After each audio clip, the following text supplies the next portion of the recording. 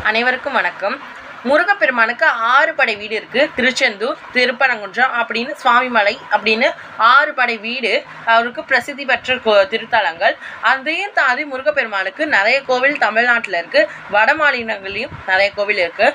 ஆனால் அருணகிரிநாதர் முருகப்பெருமானுக்கு பிடித்த 2 தலங்கள் சொல்லியிருக்காரு. ஒன்று திருச்செங்கோடு, ஒன்று வயலூர். திருச்செங்கோடு வரலாறு என்னன்னா, குணசீலர் அப்படிங்கிறவர் முருகனோட தீவிர பக்தர். அவர் தினமும் திருச்செங்கோடு முருகனை பார்த்து தரிசித்து வருவார். அந்த நேரத்தில் பாண்டிய புலவலேறு அப்படிங்கிறவர் ஒரு வாதத்தில் சிறந்தவர். அவர் திருச்செங்கோடு போயிட்டு குணசீலரோட சவாலுக்கு வராரு. அவர் கடைசியாக பேய் குணசீலருக்கும் அவருக்கும் ஒரு பெரிய சவாலே வருது. பாண்டிய புலவலேறு நாளைக்கு என்னோட வாதத்துக்கு வா அப்படின்னு சவால் விடுறாரு. இது என்னடா வம்பா போச்சே அப்படின்னு குணசீலர் முருகனை வேண்டிக்கிட்டு புலம்பிக்கிட்டே போறாரு. மறுநாள் பாண்டிய புலவலேரை சந்தித்த குணசீலர் வாதத்தில் ஈடுபடுறாங்க.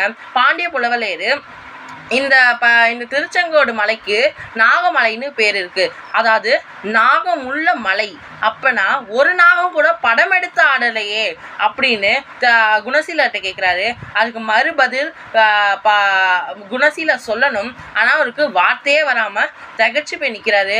அப்போ தன்மானத்தை காக்கணும், வேலவா நீ தான்ப்பா உன்னை நம்பி நான் வந்திருக்கேன், நீ தான்ப்பா என்னை காப்பாற்றணும் அப்படின்னு சொன்னோன்னே, ஒரு ஆடு மேய்க்கிற சிறுவன் பாம்பு படம் எடுத்து ஆடுனா முருகனோட மயில் கொத்தாதா அப்படின்னு மறுபதிலும் சொல்லியிருக்காரு. அதுக்கு அந்த பாண்டிய புலவலேறு அதிர்ச்சி பெற்றிருக்காரு. அவர் கூப்பிட்டு நீ யாரப்பா அப்படின்னு கேட்டதுக்கு நான் குணசீலரோட மாணவன் அப்படின்னு சொன்னாரு. வந்தது முருகன் தான் அப்படிங்கிற உணர்ந்த பாண்டிய புலவலேறு குணசீலர்கிட்ட மன்னிப்பை கேட்டு திருச்செங்கோடை விட்டு வராரு. நன்றி, வணக்கம்.